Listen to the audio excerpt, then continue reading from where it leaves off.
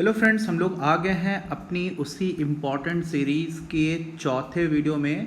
कौन सी सीरीज़? जिसमें हम लोग मल्टीपल चॉइस क्वेश्चंस यानी कि बहुविकल्पी प्रश्नों की बात कर रहे हैं कि बहुविकल्पी प्रश्न बहुत ज़्यादा इंपॉर्टेंट है सारे बोर्ड्स के लिए, पर्टिकुलरली इंपॉर्टेंट हैं JH के बोले तो झारखंड के लिए। क्यों? क्योंकि 40 क्वेश्चन आते हैं राजा बाबू, 40। ठीक है, तो आ जाते हैं हम लोग अपने अगले प्रश्न पर। क्या है? कौन से बाजार में AR = MR होता है? AR होता क्या भैया? हम यार मतलब एवरेज रेवेन्यू। क्या होता है? Average revenue.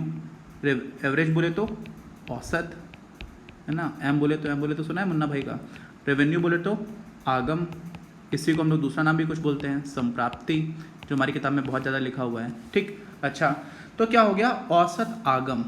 ठीक, और ये क्या हो गया? MR, मार्जिनल यानी कि सीमांत आगम या सीमांत संप्राप्ति। अच्छा, ये दोनों बराबर हों। क्या है? ये दोनों बराबर हों।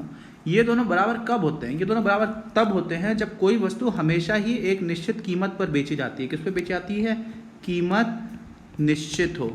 अच्छा, ऐसा कब होता है? कीमत निश्चित कब होती है? जब कीमत जो भी मार्केट ने डिसाइड की सारे लोग उसी को मान लें। तो यहाँ पर क्या होता है? Price taking behaviour. इसकी बात हम लोगों ने की थी कि नहीं की थी? यानी कि जो भी कीमत है उसको एज इट इज एक्सेप्ट कर लेता है। कौन? पूर्ण प्रतियोगिता बाजार में, यानी कि परफेक्ट कंपटीशन में हम लोग इन सारी चीज़ों को देखते हैं। तो आपका उत्तर हो गया ए। आगे बढ़ जाओ जय। ठीक, अच्छा, क्या हुआ?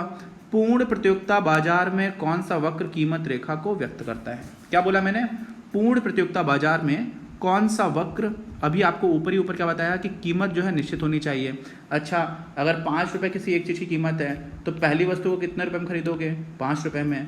5 रुपये कीमत है, 2 वस्तुएं खरीदी, कितने में खरीदोगे? 10 रुपये में। 5 रुपये कीमत है, 3 वस्तुएं खरीदी, कितने में खरीदोगे? 15 में। आप कहोगे सर पागल हो गए। देखो यार, ये क्या है? ये है आपकी कीमत। ठीक, ये क्या है? क्वांटिटी। ठीक, ये क्या है? Q × P, यानी कि क्या होता है? ये रेवेन्यू। लेकिन अभी हम लोगों ने किसकी बात की थी? AR, और यहाँ पे MR भी बना देते हैं। AR और MR बना दें। ठीक, इसको कर देते हैं हम लोग, बिगाड़ देते हैं। क्यों बिगाड़ देते हैं? ये अगले प्रश्न की बात कर रहे हैं राजा बाबू, इसलिए दुखी मत हो, है ना। किसी के साथ कोई भेदभाव नहीं है। ठीक, अच्छा, क्या हुआ? ओ थैंकफुली हो गया, मुझे लगा गया नहीं। एवरेज रेवेन्यू का मतलब क्या होता है? जितना पैसा खर्च किया, जितनी वस्तुएं थी उनसे भाग दीजिए, तो 5 में 1 से भाग दोगे, कितना मिलेगा? 5। मार्जिनल क्या होता है? अगली इकाई के लिए जो आपको पैसा खर्च करना पड़ा। तो यहाँ पर 5 रुपये आप खर्च कर रहे हैं, तो उससे पहले जब 0 इकाई थी तो आपने 0 खर्च किया था, तो 0 से 5 में कितने जोड़ना पड़ा? 0 में कि 5 आया तो 5 जोड़ना पड़ा। यहाँ पर देखो, 10 में 2 से भाग दोगे तो कितना मिलेगा? 5। अच्छा, अब 5 से आप 10 में गए तो कितना आपने जोड़ा? 5। तो ये भी MR भी 5 हो गया। फिर आप जब 3 वस्तुएं बेच रहे आपने खरीदी तो 15 रुपये दिया, तो 15 को 3 से भाग दो तो औसत कितना आ गया? 5। और इसी में 10 से 15 में गए तो कितना आ गया? 5। तो आप देखो यार, यहाँ पे कुछ दिख रहा है कि नहीं दिख रहा? जो आपका मार्जिनल रेवेन्यू है, जो आपका औसत रेवेन्यू है, और जो आपकी कीमत है, सब कुछ 5 ही 5 है। 5 5 5 आ गया। तो यहाँ से क्या होता है? हम लोगों ने अपने पढ़ाई के दौरान देखा था कि हमारी AR = MR = P होता है। इसी को हम लोग कीमत रेखा बोलते हैं। क्या बोलते हैं? कीमत रेखा। हमेशा होता है क्या? हमेशा नहीं होता राजा बाबू। परफेक्ट कंपटीशन में, यानी कि कब होता है? पूर्ण प्रतिस्पर्धी बाजार में। क्या बोलेंगे हम लोग? Perfect competition. तो पूर्ण प्रतियोगिता की बात कर रहे हैं, तो क्या हो जाता है? कौन सा वक्र कीमत रेखा को व्यक्त करता है? AR = MR, यही। ठीक, और यही चीज एक और हो जाती है, मालूम है क्या? यही आपका डिमांड कर्व भी होता है। क्या होता है? मांग वक्र भी हो जाता है। किसी भी परफेक्ट कंपटीशन में कोई फर्म है, उसके लिए जो मांग वक्र होता है वो भी यही लाइन रिप्रेजेंट करती है। तो क्या क्या रिप्रेजेंट करती है? 4 चीज़ें।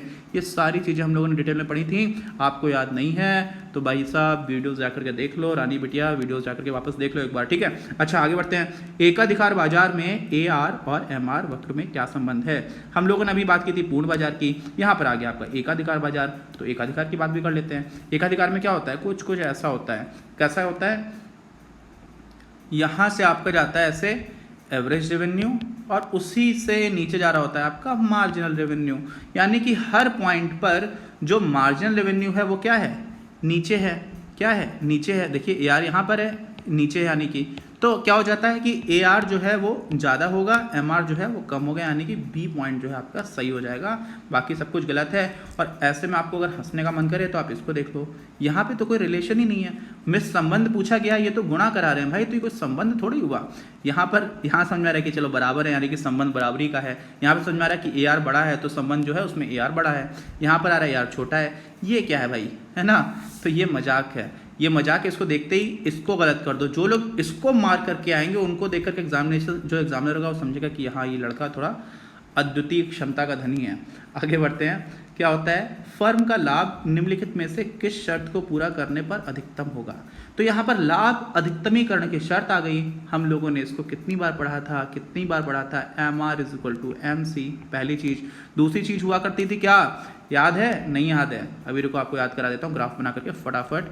ऐसा हम लोग कुछ ग्राफ बनाया करते थे। अब सोचें कहाँ बनाते थे ये सब, कब होता था। अगर आपको ऐसा लग रहा है तो आपके साथ थोड़ी समस्या है। ये मान लीजिए परफेक्ट कॉम्पिटिशन की बात करते हैं तो आपका ए आर एम आर सब कुछ यही होगा। और ये आपका जो ये वाला कर्व है एकदम देखो सही लिखा है, एम सी के मार्जिनल कॉस्ट कर्व हो गया, यानी कि ये सीमांत लागत और ये आपका सीमांत संप्राप्ति वक्र है। तो यहाँ पर भी काट रहा है, यहाँ पर भी काट रहा है। ये बिंदु ए अगर है, ये बिंदु बी है, तो दोनों ही जगह पर एम सी एम आर के बराबर है। तो क्या दोनों ही जगह पर आपको लाभ अधिकतम होगा? नहीं। जहां पर आप ए आर वाली लाइन को नीचे से काटते हो, कहां से काटते हो, नीचे से, ठीक है, वहां वाले यानी कि बी वाले पॉइंट पर क्या हो जाएगा, आपको लाभ अधिकतम हो रहा होगा। तो शर्त क्या हो जाएगी, जहां M R equal to M C. ये तो बात सही है, लेकिन ये तो ए पर भी है, लेकिन ए पर क्या है, लाभ अधिकतम नहीं हो रहा है। बात समझ में नहीं आ रही है आपको। अगला पॉइंट हम लोग चलते हैं, उसको देखते हैं क्या है, जहां पर एम सी वक्र रेखा एम आर को नीचे से काटे। यहां पर देखो काट तो रही है, ए पे क्या हो रहा है भाई, ए पर ऊपर से काट रही है। यहाँ पे लाइन खिंची हुई थी, नहीं आया समझ में। लाइन पहले से खिंची हुई थी कि नहीं खिंची हुई थी, लाइन ये खिंची हुई आपकी। अब आप एक बार इसको ऊपर से काट रहे हो, तो जब ऊपर से आकर के काट रहे हो तो नहीं माना जाएगा। जब नीचे से काट रहा है उस वाले बिंदु को मानते हैं। क्यों मानते हैं, ये सारी कहानी हम लोगों ने डिटेल में बात कर रखी थी। तो तीसरा ऑप्शन अपने को दे रखा है, ए और बी दोनों यही सही हो जाएगा। सी ऑप्शन को टिक मार करके आगे आ जाओ। फर्म को हानि होती है, हानि कब होती है। टी आर क्या होता है, टोटल रेवेन्यू, कुल पैसा कितना आया। टी सी क्या होता है, कुल लागत। अब अगर टी आर यानी कि जो पैसा आया और ये जो पैसा गया, आया कम हो जाए, गया ज़्यादा हो जाए तो हो जाएगी हानि, और फिर आपको दुकान लंबे समय में बंद करनी ही पड़ जाएगी। तो यानी कि अगर टीसी बड़ा है, क्या है, टीसी बड़ा है, टीसी मतलब टिकट कलेक्टर नहीं, ठीक है, ये हो गया, टीटीसी बोलते हैं उनको, खैर अलग बात हो गई। आपको समझ में आ गई ना। बाकी ऑप्शंस में क्या है, M R equal to M C, भाई ये तो आपकी लाभ अधिकतमीकरण की शर्त होती है पहली, ये तो होता ही नहीं है। टी आर ज़्यादा होगा तो आपको लाभ हो जाएगा, ठीक है, ये अगर बराबर हो जाएगा तो क्या हो जाएगा, कोई लाभ नहीं होगा, शून्य लाभ हो जाएगा। आगे बात समझ में। अच्छा, अगला प्रश्न क्या है, वस्तु की कीमत व बाजार मांग के बीच कैसा संबंध होता है। हमेशा संबंध जो है वो ऋणात्मक नहीं होता, लेकिन मोस्ट ऑफ द केसेस में नॉर्मल गुड्स, सामान्य वस्तुओं के केस में यही होता है। जिन वस्तुओं के केस में ऐसा नहीं होता हम लोग क्या बोला करते हैं, कमेंट बॉक्स में लिख करके बताओ, ठीक है। बहुत ही रेयर गुड्स वो चीज़ें होती हैं, नॉर्मली हमेशा ही आपका ऋणात्मक संबंध हुआ। क्यों भाई, क्यों हम लोग ग्राफ बनाया यार, कितनी बार तो बनाया है। ये आपका प्राइस है, क्या है, प्राइस, ये आपका क्या है, क्वांटिटी, ठीक है, डिमांडेड। अब यहाँ से क्या हो गया, ऐसा आपका मांग वक्र आ गया। तो जब मांग वक्र कुछ ऐसा है, इसका मतलब जब प्राइस ज़्यादा है तो मांग हो रही है कम, इतनी सी। जब प्राइस हो गया कम, यहाँ से आप यहाँ पहुँच गए तो मांग हो गई इतनी ज़्यादा, कितनी ज़्यादा, इतनी ज़्यादा। देखो दिख रहा है कि नहीं दिख रहा। तो ये आपको कुल मिलाकर के क्या हो जाता है, मांग वक्र की बात, तो यहाँ पर ऋणात्मक संबंध हो जाएगा। अगले बिंदु पे चलते हैं, वस्तु की पूर्ति बढ़ने पर पूर्ति वक्र क्या हो जाएगा, पूर्ति बढ़ गई है। तो देखो ध्यान रखो यार, हमेशा ही हम लोगों ने चाहे मांग की बात करो चाहे पूर्ति की बात करो, मांग वक्र हमारा कैसा होता था, ऐसा होता था, हम लोगों ने अभी ऊपर देखा। अगर मान लीजिए मांग ही पूरी बढ़ जाती तो पूरा मांग वक्र जो है आपका क्या हो जाता है, दाहिनी ओर शिफ्ट हो जाता है। इसी तरह से अगर पूर्ति बढ़ जाए, क्या बढ़ जाए, पूर्ति, तो पूर्ति भी पूरी तरह से दाहिनी ओर शिफ्ट हो जाती है। लेकिन पूर्ति का जो कर्व होता है वो ऊपर होता है, इंक्रीजिंग होता है। तो पूर्ति वक्र जब दाहिनी ओर शिफ्ट हो जाएगा तो क्या हो जाएगा, ऐसे शिफ्ट हो जाएगा। ये कब शिफ्ट हो जाएगा, जब बढ़ रही है। और पूछा क्या, वस्तु की पूर्ति बढ़ने पर, तो पूर्ति वक्र किस तरफ शिफ्ट होगा, दाईं ओर। अब कुछ लोग ऐसे भी होते हैं जिनको बाएं और दाएं का बड़ा कंफ्यूजन होता है, तो उन लोगों को बड़ी समस्या हो जाएगी, है ना। इसलिए बचपन में जब सिखाया गया था कि दाईं ओर क्या होता है, बाईं ओर सड़क पे चलना चाहिए, तो वहाँ पे आपको समझना चाहिए था। ये समस्या बहुत ही कम लोगों की होगी, लेकिन कुछ लोगों की ऐसी भी होती है। सारे तरह के स्टूडेंट्स मिलते हैं हम लोगों को, बाईं तरफ खिसक सकता है, स्थिर रहता है, कहीं भी खिसक सकता है। ये देखिए, इसको आपको हंसने का मन कर जाए एग्जाम में तो आप ऐसा पढ़ा चाहिए, कहीं भी खिसक सकता है ना, मतलब अपनी मर्जी है। तो ये सारे आंसर्स गलत है, इसमें ए ठीक हो जाएगा। आगे कहाँ पहुँच गए, एकाधिकार, ठीक है, मोनोपोली। क्या होता है ये, मोनोपोली। एकाधिकार बाजार से क्या आशय होता है, एकाधिकार में कौन होता है भाई, एक ही कंपनी है, वो जो बेचेगी आपको लेना है, वो जितने में बेचेगी आपको लेना है ना। प्रॉफिट मैक्सिमाइज करने के लिए वो एक पर्टिकुलर लेवल पर जाती है, लिंक मिला के बाद क्या होता है, एक ही कंपनी है, यही है। तो क्रेता विक्रेता की अधिक संख्या, ये तो परफेक्ट कंपटीशन होता था, तो इसको तो आप क्या कर दो, काट दो, कट्टम हो गया। क्रेता विक्रेता की सीमित संख्या, भाई सीमित नहीं है यार, क्रेता तो एक, आप समझो खरीदने वाले तो बहुत हो सकते हैं, विक्रेता की बात होती है। अत्यधिक विक्रेता का होना ये तो बिल्कुल ही गलत है, एक ही विक्रेता का होना यही आपका सही है, और इसको मिल जाएंगे जब आप सही टिक करके आ जाओगे 100 आउट ऑफ 100 एक नंबर में, यानी कि एक नंबर का 100% कितना होता है, ये भी कमेंट बॉक्स में लिख के बताओ। अच्छा आगे चलते हैं। प्रतियोगी बाजार में वस्तु की कीमत का निर्धारण कैसे होता है, सरकार करती है। इसको भी आप ये तो काफ़ी मुझे सही लगा था, लिखा हुआ है भाई साहब वित्त मंत्री द्वारा, है ना, सीतारमन जी कर देंगी। ऐसा नहीं है, प्रतियोगी बाजार में नहीं, देखो सरकार का कोई भी हस्तक्षेप होता है वो प्रतियोगी बाजार में नहीं होता। सरकार बाजार के अगेंस्ट कुछ काम कर रही है, सरकार की दखलंदाजी इसलिए होती है जहाँ पे बाजार सरकार के हिसाब से अपेक्षित रिजल्ट लेकर के नहीं आ रहा। तो प्रतियोगी बाजार क्या होती है, मांग आपकी ऐसी हो गई, पूर्ति ऐसी हो गई, यहाँ पे कट किया, यही आपका, यानी कि जो आपकी पूर्ति है और मांग, उनका जो आपको साम्य मिलता है, जो इक्विलिब्रियम मिलता है, वो डिसाइड करता है यार, है बात की नहीं है। लेकिन वित्त मंत्री द्वारा लिखा हुआ है तो इसको तो काट ही दो, सरकार द्वारा। अब सरकार का ही एक मंत्री होता है वित्त मंत्री यार, तो ये दो बार इन्होंने ऑप्शन नहीं सोच पा रहे होंगे क्वेश्चन बनाने वाले, तो उन्होंने एक ही बात को दो बार घुमा के लिख दिया और दोनों ही गलत है। तो आप जो समझदार लोग होंगे वो सोचेंगे सरकार में वित्त मंत्री तो कर सकता होगा, दोनों ही दिए हुए हैं तो दोनों तो गलत हो सकते हैं क्योंकि एक ही ऑप्शन वाला है। इस तरह से भी एलिमिनेट कर सकते हो, हालांकि बहुत गंदा तरीका है क्योंकि इतना आसान प्रश्न है। विक्रेता द्वारा, विक्रेता कब डिसाइड करता है यार, मोनोपोली में कर सकता है, उसके पास पावर होती है। यहाँ पे तो सारे क्या होते हैं, प्राइस टेकर्स होते हैं, कब, प्रतियोगी बाजार में। तो उत्तर क्या हो गया, उत्तर हो गया आपको क्या बताइए, मांग व पूर्ति के साम्य द्वारा बी। आगे बात समझ में।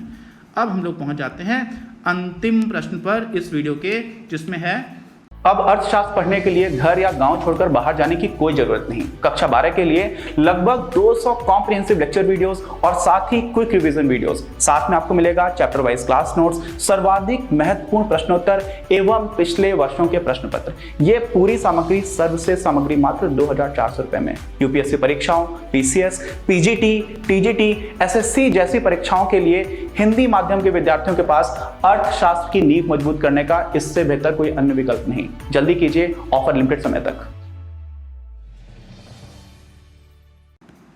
प्रतियोगी बाजार में दीर्घकाल में, यानी कि दीर्घकाल क्या होता है, लॉन्ग रन, है ना, लॉन्ग रन में क्या होता है, फर्मों को कैसा लाभ प्राप्त होता है, असामान्य लाभ। असामान्य लाभ तो भाई शॉर्ट रन में ही कर सकते हो, क्यों, क्योंकि अगर आप असामान्य लाभ कर रहे हो मतलब बहुत ज़्यादा प्रॉफिट कमा रहे हो, तो बहुत सारी फर्म्स हैं वो देखेंगे कि यार इस इंडस्ट्री में फ़ायदा है। मान लीजिए कपड़ा की इंडस्ट्री में बहुत फ़ायदा हो रहा है, तो लोग सोचते हैं यार सारी दुकानें बंद करो, पानी के बताशे की दुकान बंद करो, लोहे की दुकान बंद करो। सारे लोग क्या करते हैं, कपड़े की दुकान खोल लेते हैं, क्यों, इसमें बहुत ज़्यादा फ़ायदा है।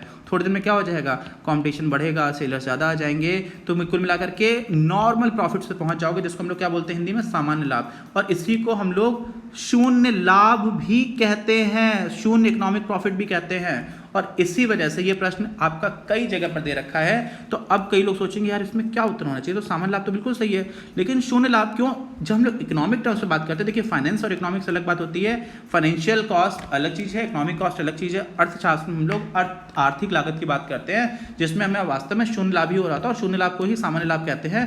क्यों, क्योंकि शून्य लाभ का मतलब क्या है कि जो आपने इन्वेस्टमेंट वगैरह किया हुआ है उससे जो आपको लाभ होता है वो ऑलरेडी इंक्लूडेड है। क्यों, क्योंकि इसमें अवसर लागत को ऑलरेडी इंक्लूड किया जाता है। बहुत सारे लोगों के लिए ये शोएब अख्तर की बॉल होगी, बाउंसर निकल गई, है ना। क्यों निकल गई, क्योंकि आप लोगों ने वीडियोस को ठीक से नहीं देखा, और जिन्होंने नहीं देखा उनके लिए अपनी क्लास के पैकेज में सारी वीडियोस अवेलेबल हैं, आप लोग देख सकते हैं, आप लोगों को कोई समस्या नहीं आएगी। तो यहाँ पर दोनों ही उत्तर सही हैं। अब यहाँ पर क्या है, समस्या क्या है कि प्रश्न गलत है, लेकिन ये बहुत जगह दे रखा था, इसलिए हम लोगों ने इसको भी इंक्लूड कर लिया है। तो आपको समझ में क्या आ रहा है कि आप दोनों ही में से कुछ भी मार करके आ सकते हो, और यहाँ पे लिख सकते हो, क्या लिख सकते हो, ऐसे प्रश्न में लिख दिया करो, रंगबाजी में लिख दिया करो, रंगबाजी समझते हो, यूपी में टर्म चलता है, लिख दो कि इसके दोनों ऑप्शंस ठीक हैं सर, सी और डी। तो जो एग्जामिनर होगा उसकी आंखों से आंसू आ जाएंगे, वो सोचेगा कि लड़का तो हीरा है, ठीक है। तो अभी हम लोगों ने, जिन लोगों ने कुछ भी डाउट हो तो उनके लिए आंसर्स लिखे हुए हैं, वो लोग फिर से एक बार क्वेश्चंस को रिवाइज कर सकते हैं। और मिलते हैं हम लोग अपने अगले वीडियो में। देखो ये क्वेश्चन बहुत इंपॉर्टेंट है, मैं मजाक करता रहता हूँ बीच बीच में पढ़ाते, लेकिन आपको समझना चाहिए कि ये सारी चीज़ें हम लोग क्यों कर रहे हैं, आपके लिए कर रहे हैं। आप इस बार वैसे भी कोविड की वजह वजह से बहुत सारे लोगों को बहुत सारी समस्या हुई है। तो हमारी कोशिश है जितनी मदद की जा सके सारे प्रैक्टिकल चीज़ों को देखते हुए, तो वो हम लोग करने की कोशिश कर रहे हैं। आप लोग ज़्यादा से ज़्यादा लोगों के साथ ये सारी वीडियो शेयर करिए। मिलते हैं हम लोग अपने अगले वीडियो में। ठीक से पढ़ाई करते रहिए, बच करके रहिए, बहुत कठिन समय है। सारे लोगों को मैं बार बार बोल रहा हूँ। मिलते हैं। जय हिंद, जय भारत।